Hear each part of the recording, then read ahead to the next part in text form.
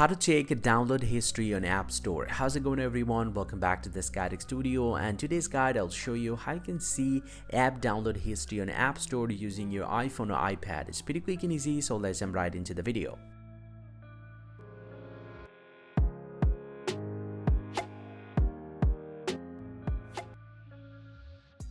Well, so now to check the app download history on App Store, simply go and open up the App Store from your device, and from the App Store homepage, you just need to tap on this profile icon at the top right, and then simply go and tap on Apps. Now once you tap on this one, he'll get to see all these apps. You just need to tap on Not on this iPhone right here, and once you tap on this one, he'll get to see all these apps that you previously installed on your iPhone but that is not available on your iPhone right now. So it is recommending you to download it again, so he'll get to see the specific date where you exactly install this application on your iPhone, and this is how you actually can see the download history in App Store. Hope you find this very helpful, guys. If you do, please drop a like and subscribe to the channel. See you guys around, and thank you very much for watching.